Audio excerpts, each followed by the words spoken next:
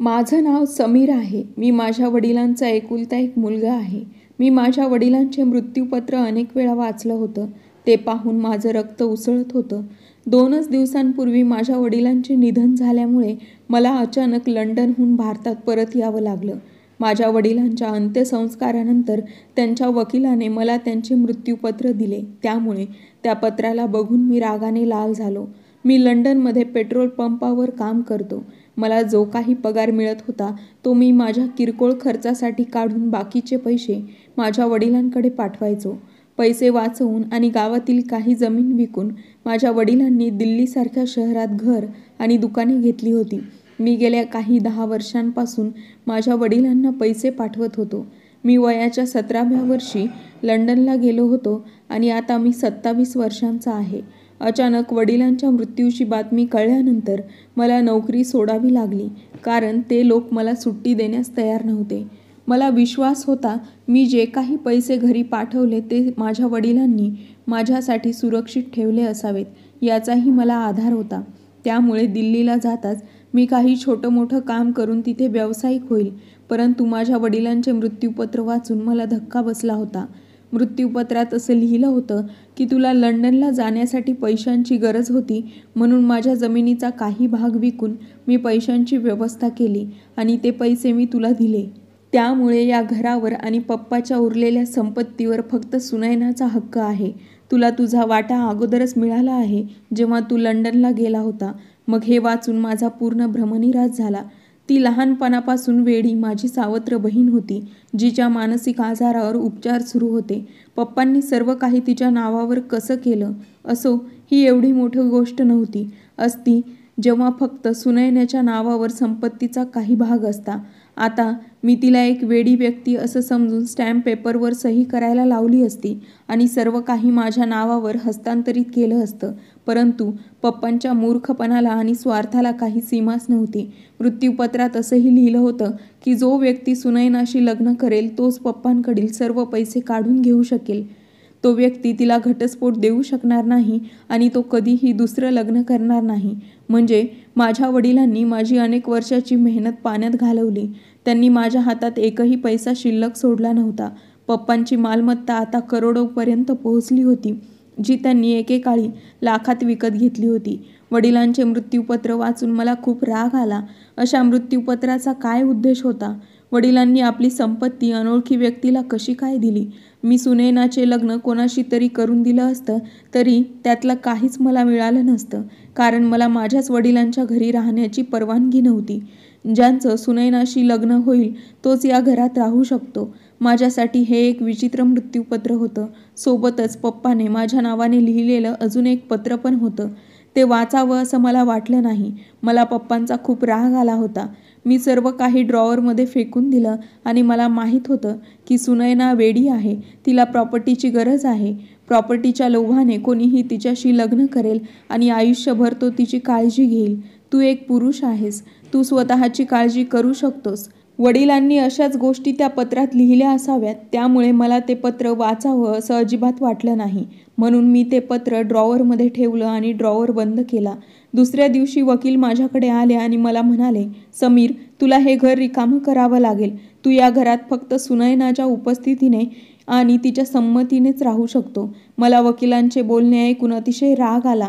मी वकिलांना आश्चर्याच्या संमिश्र भावनेने म्हणालो, ती वेडी आहे. तिला संमती व्यक्त करण्या इतकी अक्कल नाही. आणि मग मी सावत्र का असेना, तिचा भाऊ आहे. हे माझ्या वडिलांचेही घर आहे. माझं म्हणणं ऐकून वकील मला म्हणाले, मृत्यूपत्र तुझ्या वडिलांचंच लिहिलेलं आहे. तुझ्याकडे आज संध्याकाळपर्यंतचा वेळ आहे.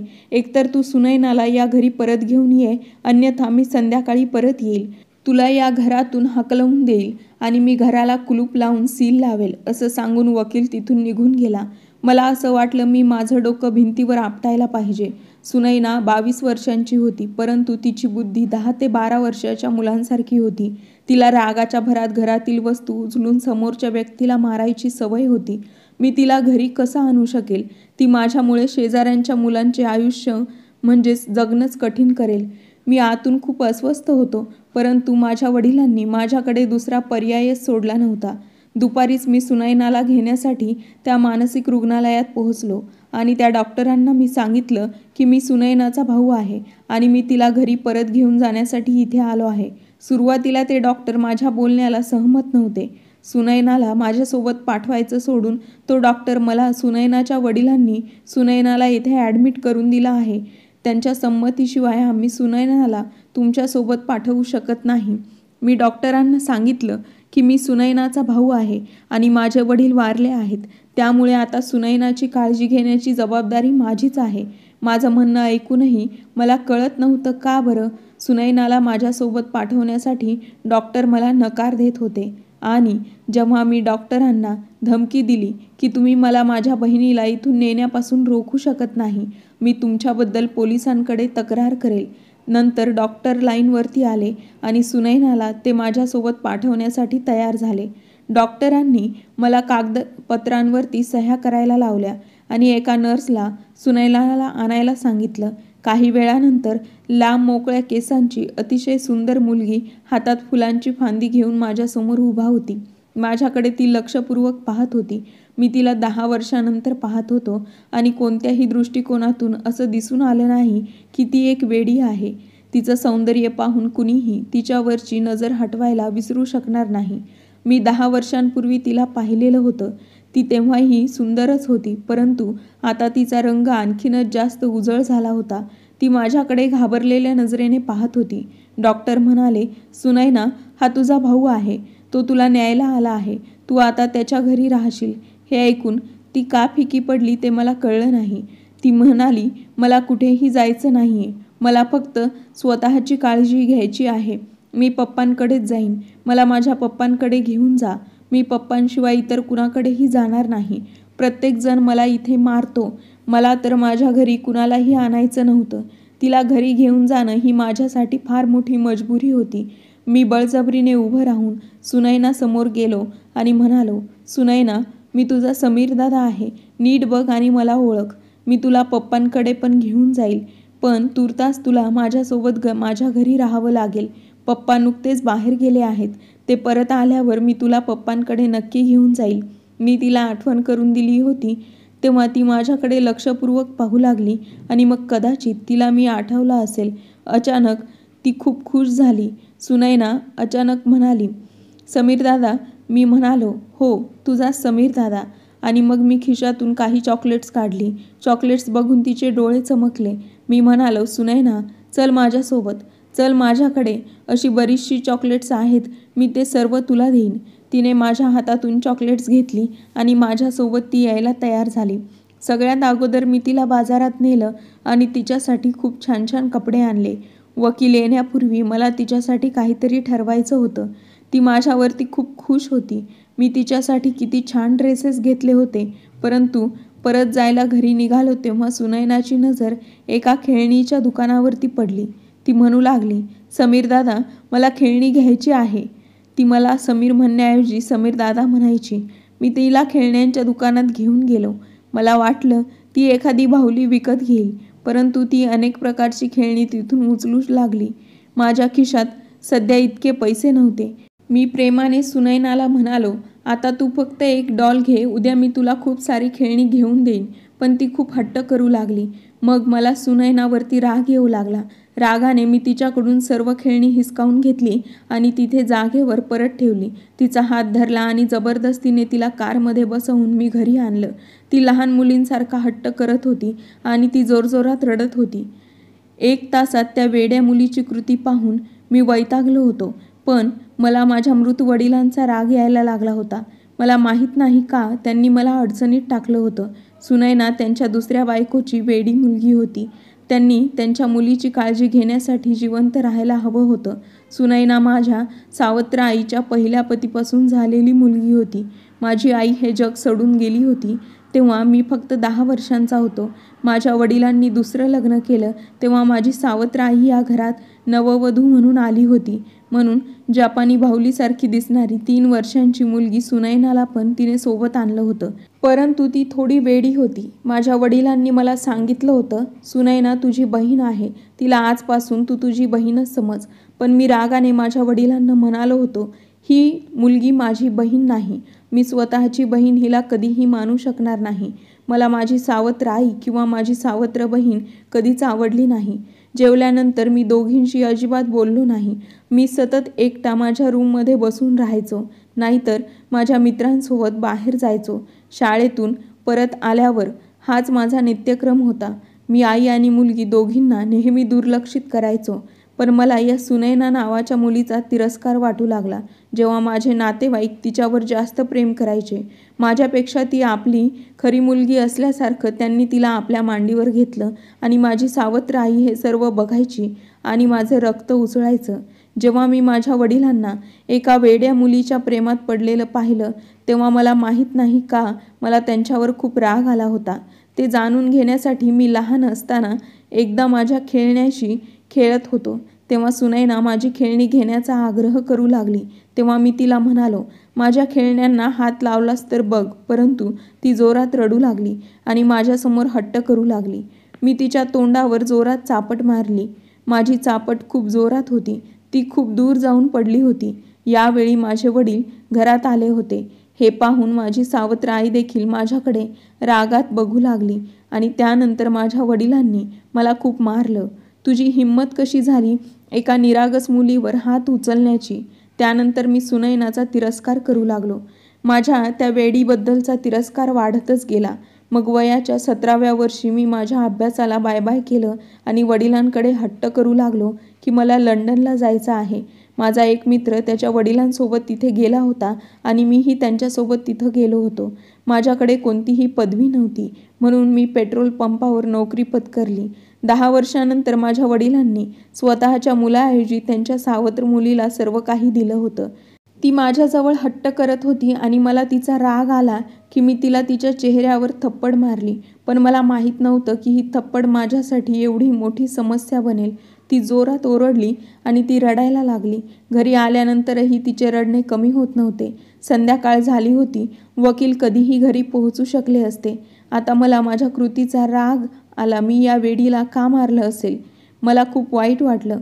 मी पुन्हा सुनैनाकडे आलो. मी सुनैनाला म्हणालो, हे बघ, मी उद्या तुला खूप खेळणी आणून देईल. आता तू गप्प बस. पण ती लहान मुलींसारखी रडत होती. समीर दादा, तू खूप वाईट आहेस. तू मला चापट मारलीस. ती रडत रडत म्हणाली, मी पप्पांना तुझं नाव सांगेन. त्यांना घरी येऊ दे. त्यावेळेला पप्पा मेले आहेत हे देखील माहीत नव्हतं. मी तिला खूप प्रयत्न करून गप्प केलं. 2-3 चॉकलेट्स खाऊनच ती शांत झाली. नंतर माझ्या सांगण्यावरून तिने तोंड धुवून घेतलं, हात धुतले आणि तिने कपडे बदलले होते. जर ती गप्प राहिली असती तर ती खूप छान दिसली असती. तिच्याकडे पाहून कुणाला ती वेडी वाटली नसती. पण ती नक्कीच वेडी होती. असो, वकील घरी पोहोचल्यावर त्यांनी सुनैनाला विचारलं, समीरबद्दल तुझा दृष्टिकोन कसा आहे? हे ऐकून सुनैनाने माझ्याकडे एकटक लावून पाहिलं. मी घाबरलो, कारण मी तिला चापट मारली आहे हे ती त्या वकिलांना सांगेन असं मला वाटलं. ती म्हणाली, समीर दादा घाणेरडा आहे आणि हे ऐकून मला अतिशय भीती वाटली. मग ती म्हणाली, समीर दादा माझ्यासाठी खेळणीच घेत नाही. वकील हसले आणि म्हणू लागले, मी तुझ्या भावाला पैसे देईल. तो तुला खूप खेळणी विकत घेऊन देईल. वकिलाने मला चेक दिला. तो म्हणाला, तुझ्या वडिलांनी घेतलेले दुकान अर्धे विक्री केले. त्या पैशांचा त्यांनी सुनैनाच्या उपचारांसाठी खर्च केला आणि आता ती घरी आल्यामुळे तिच्या भविष्यासाठी निम्मी रक्कम बँकेत जमा आहे आणि जर तुम्ही तिची काळजी घेणार असाल तर तुम्ही हा चेक ठेवा. सुनैनाच्या लग्नानंतर हा चेक दर महिन्यात तिच्या नवऱ्याकडे दिला जाईल. हे ऐकून मला अधिकच हेवा वाटला. मी तो चेक त्यांच्याकडून घेतला. तो 50,000चा चेक होता. न कमावता 1 महिना आरामात घालवला असता. दुसऱ्या दिवशी मी सुनैनासाठी खूप खेळणी आणली. ती खूप खुश होती. दिवस असेच निघून जात होते आणि मी डोकं चालवत होतं की या सुनैना नावाच्या वादळापासून कसं दूर व्हावं. सुनैनापासून माझी सुटका करावी आणि सर्व संपत्तीही मिळवावी अशी माझी इच्छा होती. मग मी माझ्या एका विश्वासू मित्राशी बोललो की मला एक मूर्ख मुलगा हवा आहे ज्याच्याशी मी माझ्या बहिणीचं लग्न करू शकेल आणि मग त्याच्याकडून सर्व पैसे माझ्या नावावर परत मिळवून घेईन. माझे म्हणणे ऐकून माझा मित्र म्हणाला, मला असा मुलगा शोधूनही सापडणार नाही. त्या मुलाला सुद्धा सुनैनाच्या पैशाचा आमिष दाखवून लग्न लावणे खूप अवघड आहे. जर तो करोडोंचा मालक आहे हे त्याला कळलं तर तो तुलाच घरातून हाकलवून देईल. माझा मित्र पण बरोबर होता. मग माझा मित्र मला म्हणाला, बघ समीर, मला एक कल्पना सुचली आहे. जर तू मान्य केलेस तर सर्व मालमत्ता तुझ्याच नावावर येईल आणि तुला अजिबात काम करावे लागणार नाही. नाहीतर सर्व मालमत्ता हातातून निसटून जाईल. मी म्हणालो, ठीक आहे, ही कसली कल्पना सुचली आहे तुला? आणि नंतर माझ्या मित्राने मला जे काही सांगितलं ते ऐकून माझं रक्त उसळण्यासाठी पुरेसं होतं. मी रागाने त्याची कॉलर पकडली. मी म्हणालो, ती माझ्या बहिणीसारखी आहे. तू असा विचारही कसा केलास? आणि मी काही अनोळखी नाही. त्याने त्याची कॉलर माझ्या हातातून सोडवली आणि म्हणाला, ती तुझी सख्खी बहीण नाही. तिचे वडील कोणीतरी दुसरेच होते आणि तिची आई देखील दुसरी कोणीतरी होती आणि तुमचे पालक देखील वेगवेगळे होते. तुमच्या दोघांमध्ये रक्ताचं नातं नाही. तू तिच्याशी लग्न करू शकतो आणि हाच एकमेव मार्ग आहे ज्यामुळे तू सर्व प्रॉपर्टीचा मालक होऊ शकतो. हे ऐकून मी शांत झालो. माझा मित्र तिथून निघून गेला आणि मी आश्चर्यचकित झालो. पण जेव्हा जेव्हा मी सुनैनाशी लग्न करण्याचा विचार करत होतो तेव्हा माझं मन थरथरत होतं. मी तिच्याशी लग्न कसं करू? हे शक्य नव्हतं. पण हेही योग्यच होतं. मी ज्याच्याशी सुनैनाचं लग्न करेल तो कोट्यावधीचा संपत्तीचा मालक बनेल आणि मला माझ्याच घरातून हाकलवून लावेल. त्यामुळे मला असं वाटलं की हे सर्व करण्यात काहीच नुकसान नाही. मी दुसऱ्याच दिवशी माझ्या मित्राला सांगितलं, तू बरोबर आहेस. मी वकिलांशीही बोललो. त्यांना माझ्या आणि सुनैनाच्या नात्याबद्दल सर्व काही माहिती आहे. म्हणून ते म्हणाले, ठीक आहे, पण तुला तुझ्या वडिलांचे मृत्यूपत्र लक्षात आहे ना? तू पुन्हा लग्न करू शकत नाहीस आणि तू सुनैनाला सोडू पण शकत नाहीस. अशा वेळी तुझ्यापासून सर्व काही हिरावून घेतलं जाईल. सुनैना माझ्या घशात अडकलेला काटा होती. माझ्या वडिलांनी माझ्यासाठी जे काटे टाकले होते ते मी विसरलो होतो. सध्या चांगले पैसे मिळावेत आणि स्वतःचा व्यवसाय सुरू करता यावा म्हणून मला सुनैनासोबत लग्न करायचं होतं. मी जर सेटल झालो असतो तर काहीच प्रॉब्लेम नव्हता. मी सुनैनाला सोडलं असतं तरी काय फरक पडला असता? मी सुनैनाशी लग्न केलं. त्यावेळेला लग्नाबद्दल काहीच माहिती नव्हतं. ती फक्त आमच्या लग्नाच्या वेळी खेळण्यात मग्न होती. नंतर मी वकिलांकडे चांगल्या रकमेची मागणी केली जी मला मिळाली आणि मग त्या पैशातून मी स्वतःचा एक छोटासा कपड्यांचा कारखाना काढला आणि काम करू लागलो. पण खरी अडचण ही होती की सुनैनाच्या हाताखाली मोलकरीण नव्हती. मोलकरीण रात्रंदिवस माझ्या घरी राहायला तयार नव्हती. ती म्हणते की सुनैना एक वेडी मुलगी आहे. ती वेडी झाली आहे आणि तिच्या हातात जे काही असेल त्याने ती आम्हाला मारायला सुरुवात करते. ती आम्हाला एक दिवस विजा पोहोचवेल. दिवसा कामासाठी आमची मोलकरीण काम करून फक्त जेवण बनवायची आणि ती गेल्यावर मी घराला बाहेरून कुलूप लावून दुकानावर निघून जायचो. सुनैना आत एकटी कशी राहील याची मला काळजी नव्हती. हे माझ्या लक्षातही येत नव्हतं की ती एक वेडी आहे आणि ती स्वतःला इजाही करून घेऊ शकते. जेव्हा मी घरी परतायचो तेव्हा सगळं घर विखुरलेलं असायचं. सुनैना काही खायला घ्यायची आणि बाकीचं जमिनीवर पडलेलं दिसायचं आणि ती खेळण्यांशीच खेळत असायची. मला बघून ती माझ्याकडे यायची आणि म्हणायची, समीर दादा, माझं चॉकलेट घेऊन आलास का? मी खिशातून चॉकलेट काढून तिला द्यायचो. घरची अस्तव्यस्त अवस्था पाहून मला सुनैनाचा अतिशय राग यायला लागला. आता मी तिला शिव्या देऊ लागलो. मी थकून घरी पोहोचायचो आणि तिने घराची केलेली अवस्था बघून मला सुनैनाचा गळा दाबावासा वाटला. एकदा माझी मर्यादा संपली होती. घरात शिरल्यावर मला गॅसचा वास यायला लागला आणि सुनैनाने गॅस सिलेंडर उघडला हे समजायला मला वेळ लागला नाही. मी पटकन घराच्या सर्व खिडक्या आणि दरवाजे उघडले. सोबतच लाईटचे स्विचसुद्धा बंद केले आणि सुनैनाला ओढत किचनमधून बाहेर काढलं.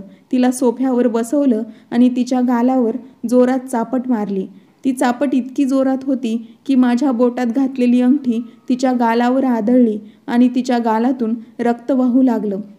काही क्षण ती काहीच बोलू शकली नाही आणि नंतर थोड्या वेळाने ती खूप रडायला लागली. खूप वेळानंतर घरातून गॅसचा वास येणं बंद झालं होतं. तरीही मी तिला सोफ्यावरून उठू दिलं नाही आणि तिला परत परत मी प्रश्न विचारत होतो. सुनैना, तू सिलेंडर का उघडलास? ती रडायला लागली आणि मला म्हणाली, मला भूक लागली होती आणि सर्व काही अन्न तिच्या हातातून सांडलं होतं. मी स्वतः स्वयंपाक करायला स्वयंपाकघरात गेले होते, परंतु मला गॅस कसा पेटवायचा हेही कळत नव्हतं.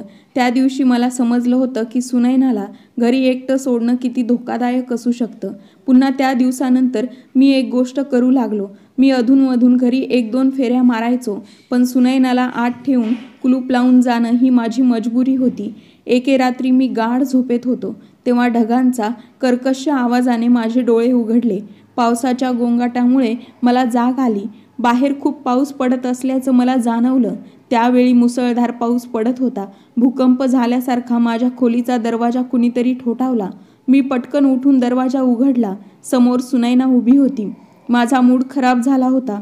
तिचा चेहरा फिका पडला होता आणि ती खूप घाबरलेली दिसत होती. तिने मला पाहताच मला मिठी मारली आणि मी पूर्णपणे गोठलो. आता सुनैनासोबतचे माझे नाते बदलले होते. सुनैनाच्या या कृतीवर माझ्या हृदयाचे ठोके विचित्रपणे धडधडू लागले. मला एका झटक्याने सुनैनाला माझ्यापासून दूर ढकलायचं होतं. मी रागाने सुनैनाला म्हणालो, सुनैना, हे काय करत आहेस? सुनैना म्हणू लागली, समीर दादा, मला भीती वाटते. मी मागे सरकून म्हणालो, तू मला समीर दादा म्हणू नकोस, मला समीर म्हणून बोलाव. पण सुनैना खूप घाबरली होती. तिला इतकं घाबरलेलं पाहून मी विचारलं, सुनैना, तू का घाबरतेस? ती अजूनही मला चिटकूनच होती. मी खूप प्रयत्न करून तिला स्वतःपासून वेगळं केलं होतं. ती पावसाला घाबरली होती. ती खूप थरथरत होती. तिची अवस्था अशी होती की तिचं काय होईल हे मलाही माहीत नाही. मी तिला माझ्या बेडवर झोपवलं. तिने माझा हात धरला. थोड्या वेळाने ती झोपली, पण मला झोप येत नव्हती. ती खूप सुंदर होती, यात शंकाच नाही. तिच्याकडे बघू नकोस म्हणून माझी नजर रूमभोवती फिरत राहिली आणि जेव्हा तिच्यावरती माझी नजर गेली, ती झोपेत असल्याचं पाहून मी माझा हात तिच्या हातातून काढला आणि मी जाऊन बाहेर हॉलमध्ये सोफ्यावरती आडवा झालो. बराच वेळ झोपण्याचा प्रयत्न केला, पण झोप येतच नव्हती. ती गाढ झोपी गेली होती. काही वेळाने मीही झोपी गेलो. त्या दिवसात माझ्या फॅक्टरीत एक मुलगी काम करू लागली. ती दिसायला खूप सुंदर होती. मला पण ती आवडू लागली. लवकरच आम्ही एकमेकांशी लग्न करण्याचा विचार देखील केला. मी तिला लगेच माझ्या घरी घेऊन आलो आणि तिला पाहून सुनैनाच्या कपाळावर आठ्या पडल्या. मी भारावून गेलो होतो. ती म्हणाली, माझ्या घरी तुम्ही या मुलीला का आणलं आहे? तुम्ही तिला बाहेर काढा. हे ऐकून सीमा माझ्याकडे बघू लागली आणि ती म्हणाली, समीर, तू एक वेडी मुलगी का घरात ठेवली आहेस? मी म्हणालो, ही माझी मजबुरी आहे. आणि नंतर मी काहीही लपवलं नाही. सीमाला मी सर्व काही सांगितलं. सीमा म्हणू लागली, लवकरात लवकर तिच्यापासून सुटका करून घे. लग्नानंतर मी तिला अजिबात सहन करणार नाही. हे ऐकून मी गप्प बसलो. मी सीमाला आवडायला लागलो होतो, म्हणूनच मी प्रयत्न करत होतो माझे काम लवकरात लवकर पूर्ण व्हावं. म्हणूनच मी सुनैनापासून सुटका करून घेतली पाहिजे. नंतर सीमाने मला एक सल्ला दिला. मी सुनैनाला स्लो पॉयझन द्यायला सुरुवात करावी. या वेड्या मुलीला पण जीव आहे का? तिच्यासाठी मरणच बरं असेल. अशा प्रकारे माझ्या आयुष्यात अडचणी येतील, त्या अडचणी कमी करता आल्या असत्या आणि स्लो पॉयझनमुळे माझ्यावर कुणाचाही संशय येणार नाही. सीमाने दिलेला हा सल्ला मला देखील आवडला. मी सुनैनाच्या जेवणात स्लो पॉयझन मिसळून तिला द्यायला लागलो. कधीकधी आईस्क्रीममध्ये पावडर टाकून तिला मी द्यायचो आणि कधी मी तिच्या खाण्यात ते पावडर मिसळून तिला पावडर द्यायचो. मलाही ते विष प्राशन करून मरावं असं वाटायचं. असाच वेळ निघून जाऊ लागला. एकदा मी घरात गेलो तर सुनैनाच्या रडण्याचा मला आवाज ऐकायला आला, पण ती घरात कुठेच दिसली नाही. मी तिला आवाज दिला, पण ती समोर आलीच नाही.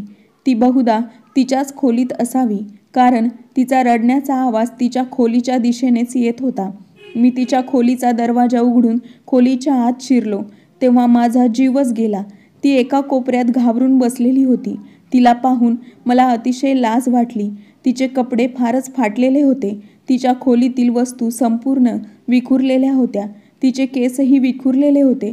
तिचं रूप आणि तिची अवस्था पाहताच मला समजायला वेळ लागला नाही. नक्कीच तिच्यावर कोणीतरी जबरदस्ती केली आहे हे मला समजायला अजिबात वेळ लागला नाही. ती मला पाहून अतिशय घाबरली आणि ती मला म्हणाली, इथून निघून जा, मला मारू नका. मी पप्पांना तुमचं नाव सांगेन. तुम्ही मला खूप मारलं आहे. असं म्हणत ती ढसाढसा रडू लागली. पहिल्यांदाच तिला या अवस्थेत पाहून मला खूप वाईट वाटलं. जणू कुणीतरी माझं हृदय मुठीत धरलं आहे. मला कळत नाही तिच्या या अवस्थेला मी का स्वतःला जबाबदार धरलं होतं. मी बेडवर पडलेली चादर उचलली आणि सुनैनाच्या अंगावरती टाकली. मग तिच्याजवळ मी बसलो. मी सुनैनाला म्हणालो, सुनैना, माझ्या मागून घरात कोणीतरी आलं होतं का?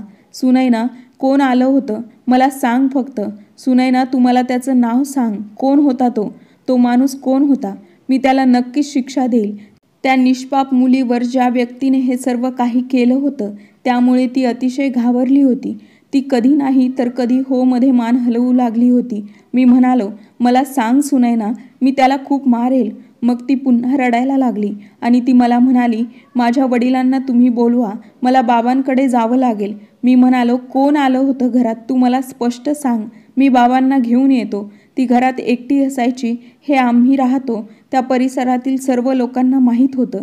जे कोणी असेल तो या लोकांपैकीच एक असेल. सुनैना मला म्हणू लागली, सकाळी दूध आणणारा आला होता ना समीर दादा, त्यानं मला खूप मारलं बघ. असं बोलून तिने तिचे फाटलेल्या कपड्यातून हातावर झालेल्या जखमा तिने मला दाखवल्या. तिचा चेहरा, तिचे हात खूप जखमी झाले होते. मला पहिल्यांदा तिची कीव आली. मी तिच्या केसांना प्रेमाने कुरवाळलं आणि तिच्या जखमांवरती मी औषध लावलं. मी सुनैनाला मिठी मारली. कदाचित तिला या आधाराची खूप गरज होती. मी तिला आधार आणि सुरक्षिततेची भावना दिली होती. तिला होत असलेल्या वेदनांमुळे ती अतिशय रडू लागली. मी थोडंसं प्रेम आणि आधार दिल्याने ती माझ्या मिठीतच रडू लागली. ती म्हणाली, समीर दादा, जेव्हा पप्पा होते ना तेव्हा कोणाचीच हिंमत नव्हती मला हात लावण्याची. आईच्या निधनानंतर मी रडले नाही, कारण माझे वडील माझ्यासोबत होते. पण नंतर माझे वडील आजारी पडू लागले म्हणून त्यांनी मला डॉक्टरांच्या घरी सोडलं. राजदादा, ते डॉक्टरसुद्धा चांगले नाहीत. ते सुद्धा मला दररोज मारायचे. त्यांच्यासारखं या दूधवाल्याने आज मला खूप मारलं आहे. त्या डॉक्टरने माझे दोन्ही हात पाठीमागे बांधले होते. मी ओरडू नये म्हणून ते माझ्या तोंडात खूप कापूस घालायचे. ती मला सर्व काही सांगत माझ्या मिठीत रडत होती आणि हे सर्व ऐकून माझं हृदय जणू काही धडधड करायचंच विसरलं होतं. मी कधी विचारही केला नव्हता की माझ्या वडिलांच्या आजारपणात सुनैनाची काळजी कोण घेणार. असा प्रश्न मला पडलेलाच नव्हता, कारण मी लंडनला गेल्यावर सुनैनाच्या आईला टीबीचा आजार झाला होता आणि त्यांची प्रकृती इतकी बिघडली होती की त्यातच त्यांचा मृत्यू देखील झाला होता. तेव्हा माझे वडील सुनैनाची काळजी घ्यायचे आणि जेव्हा वडिलांची ही तब्येत बिघडली तेव्हा सुनैनाला मानसिक रुग्णालयात त्यांनीच दाखल केलं होतं. नंतर मला आठवू लागलं की जेव्हा मी सुनैनाला आणायला डॉक्टरांकडे गेलो होतो तेव्हा ते अजिबात तयार नव्हते. सुनैनाला ते माझ्यासोबत पाठवायला तयार नव्हते, कारण ते सुनैनाचा छळ करायचे. सुनैना रात्री झोपताना सुद्धा खूप रडायची. कधी ती झोपेत घाबरायची तर कधी ती रडत म्हणायची, माझ्याजवळ येऊ नकोस, मी पप्पाला तुझं नाव सांगेन आणि नंतर ते तुला खूप मारतील, असं ती सतत म्हणायची. मला आज पहिल्यांदा असं वाटलं होतं की मी त्या निरागस मुलीसोबत काय केलं आहे. हा खूप मोठा गुन्हा आहे. माझ्या सुखी आयुष्यासाठी मी तिला जीवे मारण्याचा मार्ग निवडला होता. आता मला माझ्या वडिलांच्या मृत्यूपत्राचा अर्थ समजला होता. त्यांनी माझ्यावरती इतके बंधन का ठेवले होते. अचानक मला माझ्या वडिलांनी लिहिलेलं एक पत्र आठवलं. हे पत्र मी न वाचता ड्रॉवरमध्ये ठेवून दिलं होतं. मी उठलो आणि कपाटातले ड्रॉवर उघडून मृत्यूपत्रासोबत असलेलं पत्र मी उघडलं. तेव्हा त्या पत्रात माझ्या वडिलांनी मला हात जोडून विनंती केली होती, समीर, तू सुनैनाशी लग्न करून तिला सुरक्षा दे, कारण माझा तुझ्यापेक्षा इतर कोणावरही विश्वास नाही. तू सुनैनाला आश्रय दे. हे शक्य आहे की कोणीतरी सुनैनाशी तिच्या प्रॉपर्टीच्या लोभापायी लग्नसुद्धा करेल, परंतु तो आपलेपणा, ते प्रेम आणि लक्ष तिला तो देऊ शकणार नाही. सुनैना ही माझी खरी मुलगी नाही, पण मी तिला नेहमीच माझी मुलगी म्हणूनच वाढवलं आहे. तिच्या आईला मी एक वचन मरताना दिलं होतं. मी तिला सांगितलं होतं की मी सुनैनाला कधीही एकटं सोडणार नाही.